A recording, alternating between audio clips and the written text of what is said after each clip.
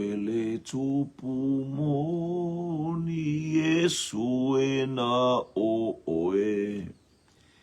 E au le pule tonu le pule e olai. Le tupu oe o tupu I na fio mai. Ia tango I lau pule I na e pule ai. O ole malo, ole malo. Ole malo e mamalu, ole malo e file mu. O ole malo, ole malo. Ole malo e mamalu, ole malo e file mu. O tupu umalava fai pule mamalo. E o to mai uma e foi a te o. E a la tau fai taulanga whaafeta.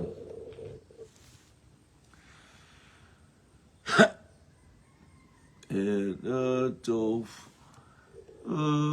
male pule e olai. O ole malo.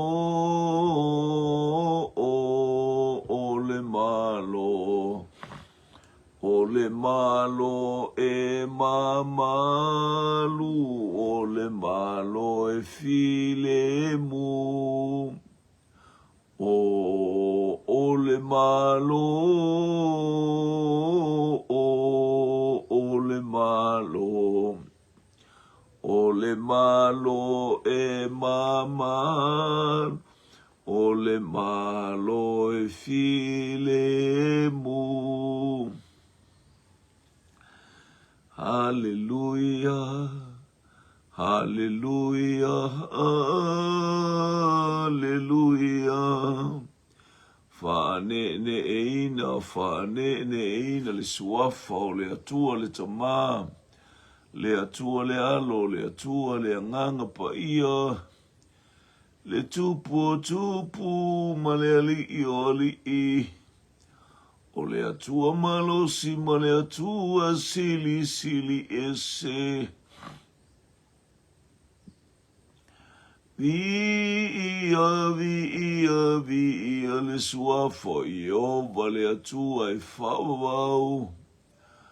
Whapaleina oe le vi inga. La oe le vi inga. A fio oe le vi inga. Ia oe le atua le toma, le atua le alo, ma le atua le anganga pa ia. Sana, osana, osana, osana, hallelujah. Tuma watu yate oe le vi inga. Le wha amanu ma le wha ane tanga le neita yao yo oi le wha vavau. Whaaftailo mātou toma.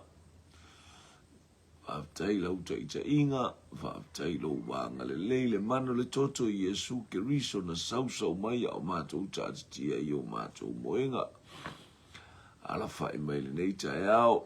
Ia lo wa inga. Ia mātou wala au le ie.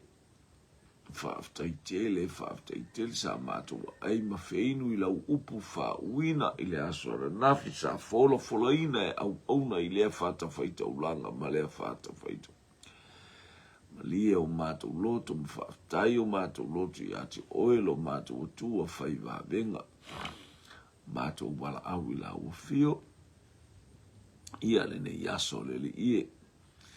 Hallelujah, sisi ai le fu o le saolotonga o Samoa le saolotonga mai la o fio na asae tua ama o mātou mātua, whātua tua i le mano le suafo i Yesu Keriso, ma le toto i Yesu Keriso e pei o na langi ina e Samoa, ma ai ina whetu o lo o angi ai, o le whailunga leo Yesu na maliu mo Samoa, oi mātou o tangata ngasala, haleluya, ngasala lau au na e tau talatu, ngasala lau watu nuu, ngasala au tangata mea mātou te whaia, mātou wala au ia te oe tamā, ngalele mai fisoso ani mai lo watu, whaola mai lo watu, whamangalo mātou se mo mātou aleu maleang, wala au iso se tafa, o mai mua mai eisa moa warisi no le fua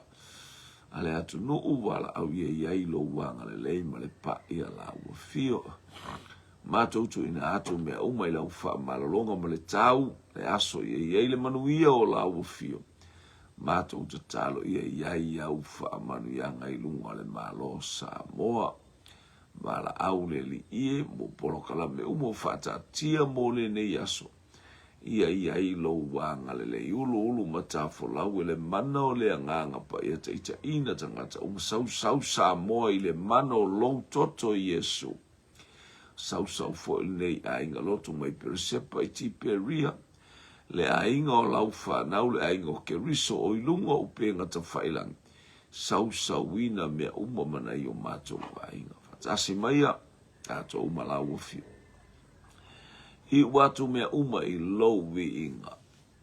Nai whanau I lunga o le ala. Haleluya o Saba Valley. Ele ngata fo I leo matanga aluenga le malo. Pisi nisi ma kampani ma so se wha potonga e kalisia. Iai la ufa manu yanga a o Saba Valley ai wha mnatuino le fu ale atu. Mātou walau iai lo wanga le lei lo mātou atu. O le mātou tutalu le lei tai au. O ie o ala mai le whaanoa noa o no le loi mātou malingi o le wala au le maliu ma le oti wha mawhanawhana atu, wha maise atu le anganga o lau fia o foitono le nei a inga lotu. Iai le wha mawhanawhana ngā lau fia o le ie le a inga le ie o le whanau. Ia polata I vau ma le whanau anga le lei atu. Lau o fio o no le wala au haleluya leo maleoti le ia le tina o le ainga nga le mei foi le ainga o lau o no le afine haleluya e pe ona ia I tono le haleluya sauninga o tapena pena mo le vai asfo mo lona sauninga o lona maliu ia nga le ia tu le ia le ainga I tua mātou tutalo le Vala au oe o le atua o wha mawhanawhananga. Oe le atua e malia e o mātou mana o I mea le lau o fionga siri lau fina ngalo. I o vae le oti o utangata a mi o atua. Fatasi mai ele nei tae au na o Yesu. Amene, amene, amene. Praise God. Fatalo fatu Samoa lo wotunu. Le ngata fo ilio le aingma le fatu atua.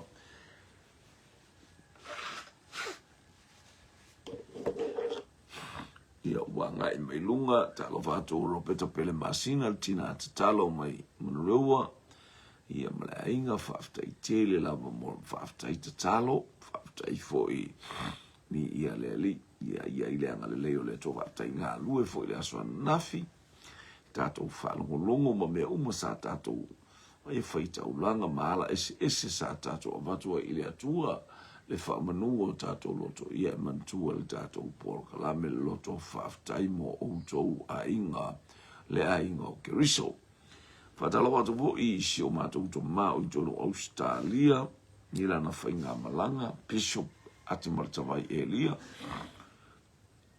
ia ma le afine la ngata fo le au malanga le sunga le whaila utusi, ma le whaletua, whamui atu le atua, Aleluia I le whainga malanga e le ngata whaila le wha moe pe ona iai ia tutu la au wha manuiti o wa fofua ngā le wha potonga ia wha onu ia atu le atua vi ia le li I tai au ia Aleluia praise God o le au le atua ia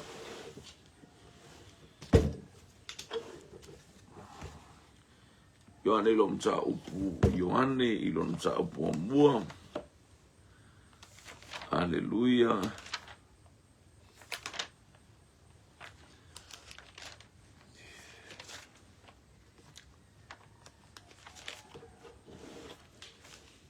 Ia nga leifo ile atu ele uta apu inga wa fo sisiana le fu le tanga vai o sa o tonga le tai ao. Ia le fu a Samoa. Ia fu ale ai tatou te mana tua pe le sa o tonga na au mai ele atua. Haleluya i lunga o Samoa. Ia vi ia le ngata le tino ana mafofa wa o tatou wanganga. Saile amatanga le upu saile atua le upu o le atua fo ile upu. O ia lava sa ia ile atua ile amatanga. Na whaia mea umalava ele aifo i se mea e tasi. Na whaia ele i whaia ia. Sa ia te ia le ola. O le ola o le mala malama lea o tangata. Ua pupula mai fo i le mala malama i le pouliuli. A ele i manu malo i a i le pouliuli. I ia le li. Ua pupula mai fo i le mala malama i le pouliuli.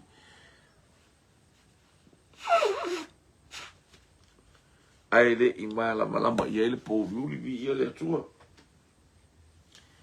Ia pei ole fia aule le wa mai ona ole.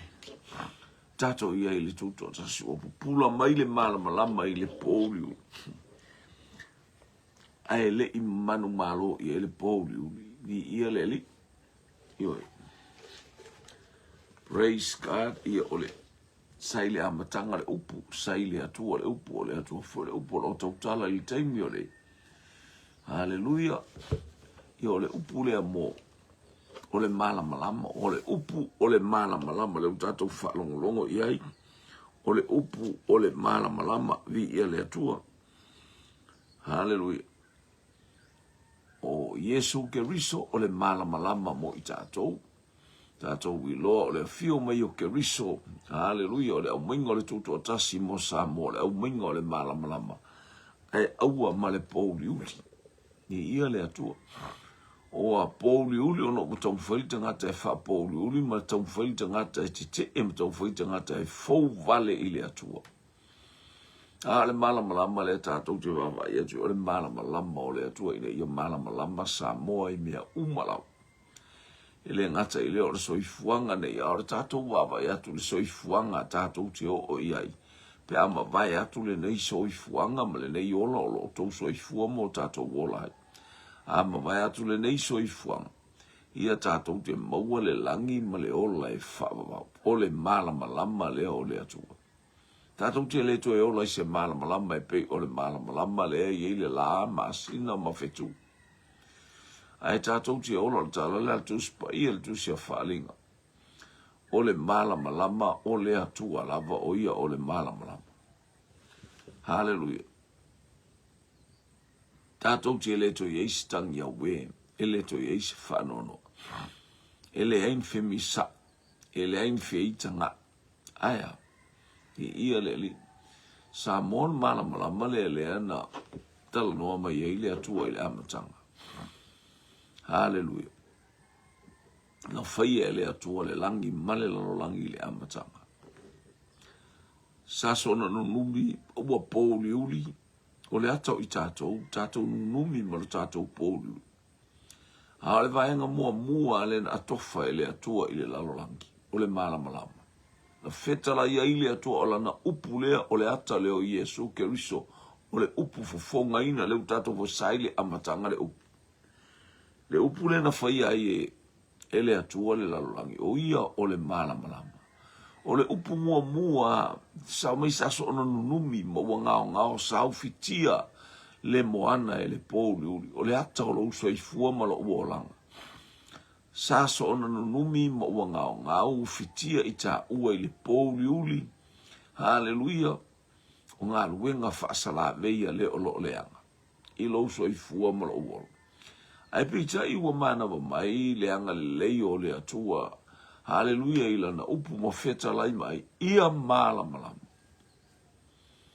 Ole mana onga leo leo tua sata ia i le pongi sa. Sa ia sa moalo ua tunu i le pongi sa.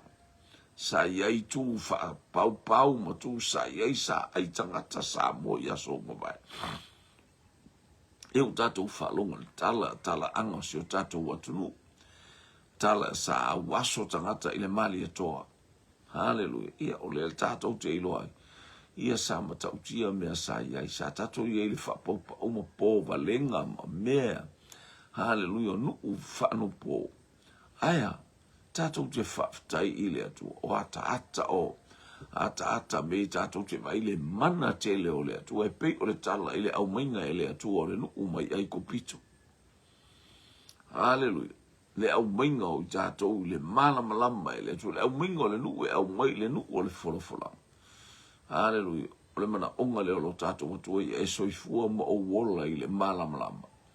Ele o le malama o le lapo le masina po fetu. A ia wha malama ina o tatou ngata lilo i totonu. Ia o tatou ilo ai, hallelujah, le atua sili ese ma le atua whaiva venga.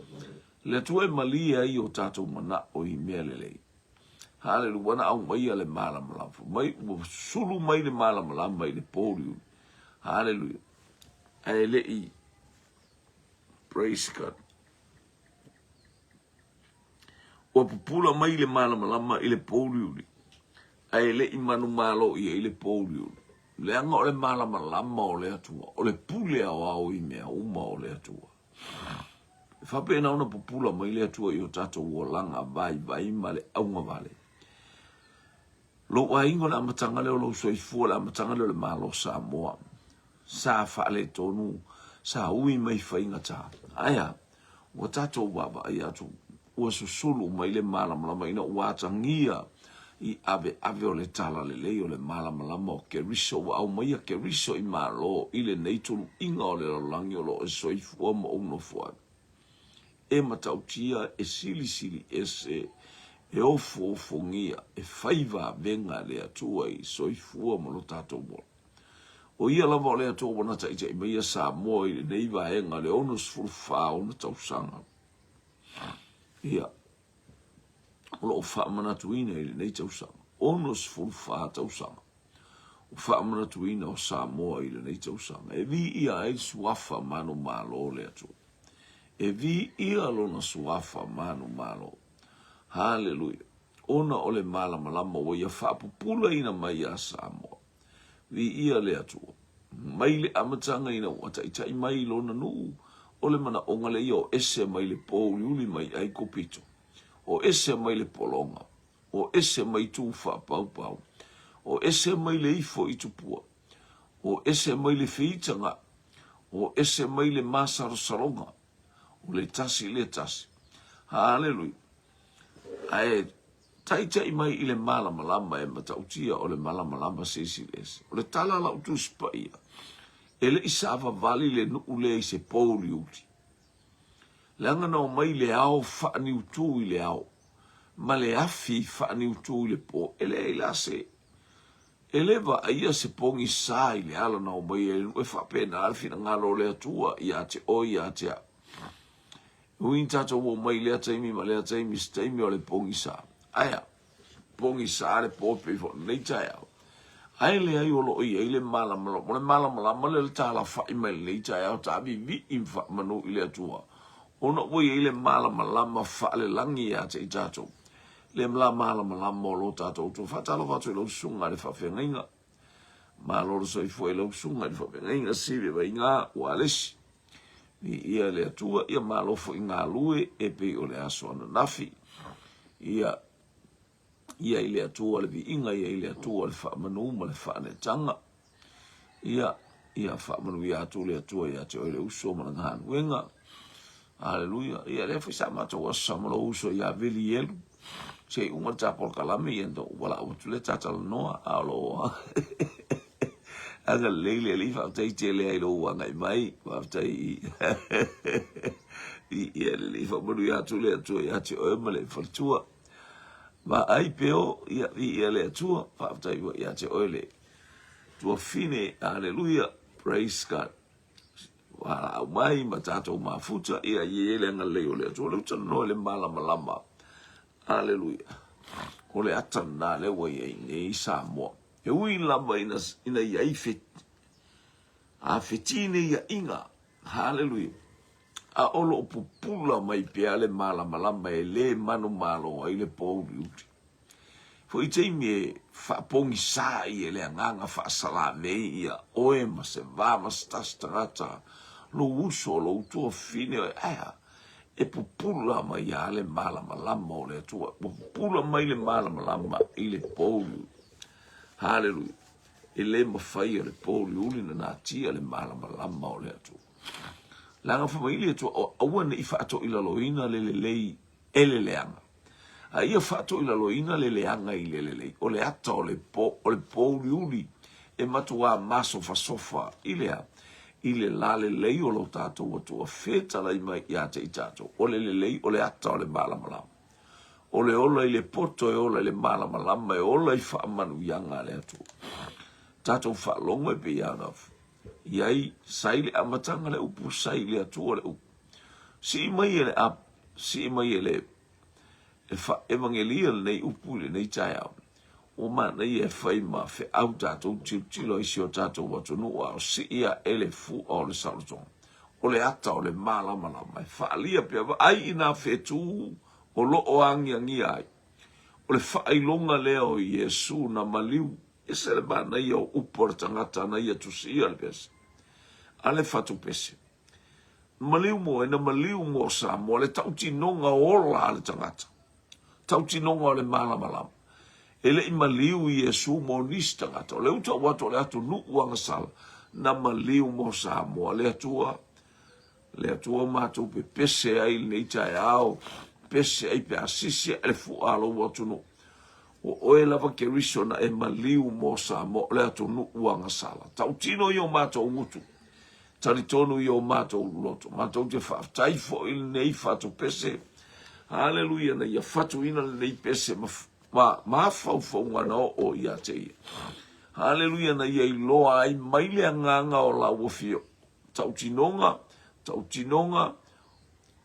tautino i lo mutu. E o mai ai le ola. Tari tonu i lo loto.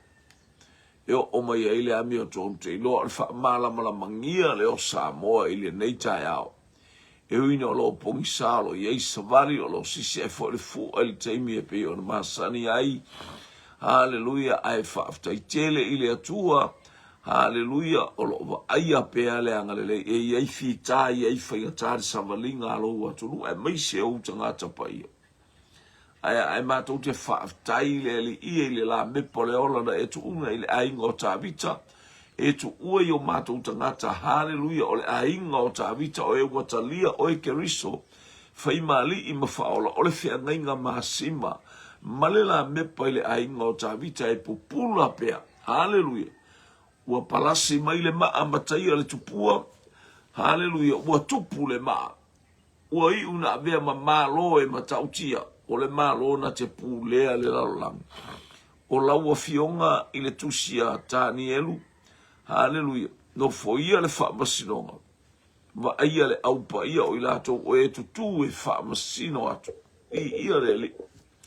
Wai e al tangata ua e manatu mai ai. Wai tangata ua e asi mai ai le atali o tangata ua asi ai mato ui le ataimi ma le ataimi. Whaaftai au whaamanuianga. Whaaftai mo le sisi ale fu o le malo Samoa i le nei tu aso. Whaaftai mo le tau mato te whaaftai i mea umatama. Mato te loa i mato tangata ngasala. Aua wa ai atu o mātou mata i le malama pe o le tala ia Isakara. Hallelujah, o le asini. E le ngata in safali mai le asini o la mai o na ua avenga e lua. Hallelujah, praise God. Wa ia wa ai atu i le manuia, wa ia tu la i mafotua i atu. Se iwa ai au whaamanuia ngai whapena alo mātou uolanga, alo mātou utua. Oi mātou o tangata angasala. Mātou te o maile o langa o keriso pei o Isakara ma le whaamanuianga. Vama i atu i le manuia o savale e uina whainga tae ma mafa le venga. A ua savale atu i le nuu le lei ma le nuu o le malolonga. Ua esa unia keriso mo i mātou. Mātou whaatua tua. Hallelujah i le nei tae ao. I le malama o la wafio ia sulungia pe Samoa lo watu nuu ma lo watari. Ia ile pa ia la wafio ia Samoa le ngata ilea. Haleluia o le atu nuu tapuai mai lea tafa ma le itu. Haleluia mai lea mai sa sifo i matu matonga.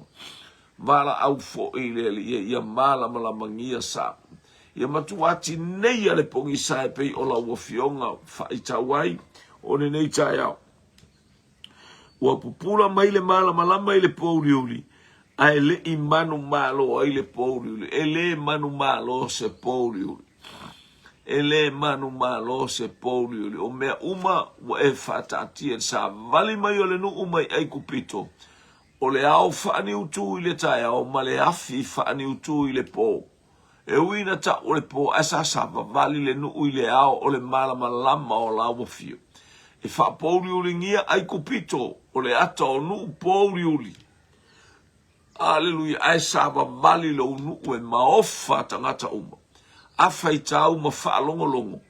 E la ngona e o i o mata uloto le matautia o la uafionga. Ona o le nuu na e taita ia i le malama e whaapea i matou. E uina pongi sa nei taimi ma pongi sa le po. Ai mātou te savari le malama wa etu ina mai mātou te iloa le isi. Haleluia savalinga i luma atu. O le isi polo kalame mātou te whaia. Ona o le vi inga so se taimi e iai le vi inga i la wafio. Ona o mea te tele mea whainga tā mea silisili ese. Ua e whaia mo i mātou. Ia fo ia te oe le vi inga. Fo ia te oe le whaamanu ma le whaane tanga. Ia te oe le vi inga nei e o i le whaamau. Ia le atua. Anga leile atua tu maulo na malama i lunga o Samoa e maise lo a inga mo tatou a inga. Vi ia le li ia whaamanu suafo i ova le atua e whaamau. Le atua o Apero Amo, le atua o Isaako. Le atua o Iakopo. Ia whaasoporia Samoa i le malama o le atua. Haleluia. Ngā luenga le pouliuli, ai le manu malo mai le pouliuli, ia Samoa. Tātou talo mosi o tātou watu nuu, ia ngā le lei le atua. Haleluia. Mi ia le li, o mea fo olo o tutupu i to tonu o le whalefono ma tupu i tonu o si o tai o si o tātou malo. O le tālala o tuspa ia. Haleluia, fai mai paulo le karesia i koronito. Wa ui loana ia i misa ia te auto. Ai ta tau fo ina ia i. Se ia whaalia ai tangata whaamaoni o awala ese. Tātou manatu aini mea whaale tonu o tupu tonu o le parlemeni. Ia whaalia ai le malama o le atua. Ia whaalia lia ai le susulu ma le pupula o lo tātou wali o Yesu Keriso. Wa au mai ai le nganga pa ia matala noa mai le apostolo. O mātou iloa, aleluia, o iai misa, haleluia, ai ta tau foi, a wai ta tau, haleluia, o na vai loa ai le tangata whaamaoni, vi ia le atua. Mo moko nito lomta upe iwa, ia rufa ipuna e sufulu male iwa, sumale valu, sumale iwa, o lo tala noa mai el tuspa ia. E ta tau foi o na o ia mea. Se ia whaai loa ai tangata whaamaoni. Whaamunuia mai le atua nei tai au. E fia sila le atua i le malama o ia te oe. Fia sila le tatou ta mai le malama o ia te au. Aleluia, ale malama le tatou te whapea tua i mai a Yesu Keriso lo tatou ali i moro tatou whaola. Ia vi ia le atua le amatanga o nei aso. Haleluia, le sisia e rana fua. Se ia o fo wanga muni o nei aso. Ia pale la e le atua i le vi inga. Tu mau mai lunga lona malama i lunga o Samoa. Ia i umea uma i lona vi inga. Ta maa whaaftai le malama o Keriso le ali i ma le whaola. Mātou te tutua i le atai au ma le atai au. Haleluia, ngale le iatu la wafio le li ia Samoa i le deitai au. Ia le manuia o la wafio. Whamanuia le ainga o le whaatuatua wha in mātou fisotai. O i fo isitasi e tauari le whaamalosi. Ia whaima. Mea ai haleluia, fai mareto, ma le waina, haleluia, fa soa mo le nganga o le tangata. E vi ia ai lau fio. Tātou malaua fio ni nei tai au ona o Yesu. Amen, amen, amen. To God be the glory forever and ever. Amen. Ia la baba ya to le ya so matato polo kalame ona ye telefo ina ifu fuanga ai alo fo baile atua. Ona o Yesu. Amen.